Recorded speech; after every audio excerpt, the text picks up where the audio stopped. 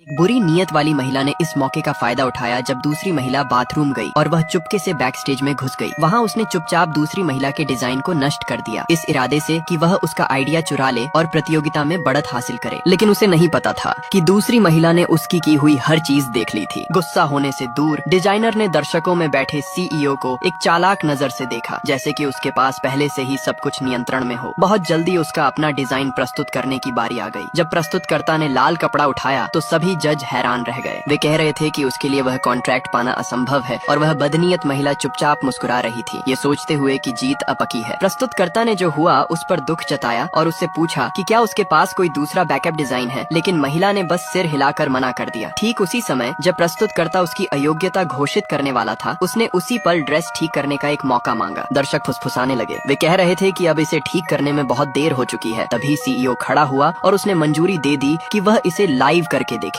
बदनीयत महिला तुरंत बाहर निकल गई, ये कहते हुए कि इससे प्रतियोगिता के नियम टूटते हैं और ड्रेस ठीक करने में बहुत समय लगता है और वहाँ किसी के पास इतना समय नहीं है कि वे इतना इंतजार करें। फिर उसने यह भी कह दिया कि सीईओ और डिजाइनर पति पत्नी हैं और उसने उन पर पक्षपात का आरोप लगाया, ये सोचकर कि इससे उनकी प्रतिष्ठा खराब हो जाएगी। लेकिन एक जज ने हाथ उठाया और कहा कि वह डिजाइनर के काम को जानता है, कि वह उसकी प्रतिभा की बहुत प्रशंसा करता है और उसने भी उसे ड्रेस ठीक करने का मौका दे दिया। फिर भी कुछ लोग शक कर रहे थे। वे कह रहे थे कि दूसरी महिला सही है, क्योंकि किसी डिजाइन को ठीक करने के लिए समय और रचनात्मकता चाहिए और यह स्पष्ट नियमों वाली एक असली प्रतियोगिता है। डिजाइनर ने संयम बनाए रखा और याद किया कि हर प्रतिभागी के पास प्रस्तुत करने के लिए 42 मिनट होते हैं, इसलिए उसके पास अभी भी 30 मिनट बचे हैं और उस समय में वह कर सकती है। लोगों ने तिरस्कार से हंस दिया, लेकिन जज मुस्कुराए और बोले कि वे उसके साहस और उसकी प्रतिभा की प्रशंसा करते हैं। उन्होंने चाहा कि वह उन्हें चौंका सके। उसने वादा किया कि वह उन्हें निराश नहीं करेगी। बदनीयत महिला चिल्लाई कि वह पागल है। उसने कहा कि कोई बेघर आदमी भी उस चिथड़े को नहीं चाहेगा और कि 30 मिनट में वह कुछ भी नहीं कर पाएगी। डिजाइनर ने उसे एक शर्त का प्रस्ताव दिया। तब सीईओ खड़ा हुआ। उसने सौदे के हिस्से के रूप में पारिवारिक कंपनी विरासत में लेने का अपना अधिकार पेश किया और कहा कि अगर दूसरी महिला हार गई तो उसे अपनी विरासत छोड़नी होगी और उनकी जिंदगी से गायब हो जाना होगा। डिजाइनर ने कहा कि उलटी गिनती शुरू की जाए और जैसे ही समय शुरू हुआ वह सीधे ड्रेस ठीक करने चली गई। दर्शक कह रहे थे कि वह नहीं कर पाएगी। बदनीयत महिला अपने बॉयफ्रेंड के साथ पहले ही जश्न मना रही थी। 30 मिनट पलक झपकते बीत गए और जब प्रस्तुतकर्ता ने समय खत्म होने की घोषणा की तो डिजाइनर पर्दे के पीछे से बाहर आई, लेकिन ड्रेस लाल कपड़े से ढकी हुई थी। दूसरी महिला ने उसका मजाक उड़ाया। उसने कहा कि यकीनन यह अभी भी एक आपदा ही होगा। डिजाइनर ने उसे जवाब दिया, यह कहते हुए कि वह एक सच्चे डिजाइनर के अनुष्ठान को नहीं समझती। लेकिन दूसरी महिला ने उसे अनदेखा किया और उससे मांग की कि वह ड्रेस दिखाए। सभी को एक नाकामी देखने की उम्मीद थी, जब तक कि डिजाइनर ने प्रस्तुतकर्ता को इशारा नहीं किया और जब उन्होंने लाल कपड़ा हटाया तो दर्शकों में मौजूद हर कोई अवाक रह गया।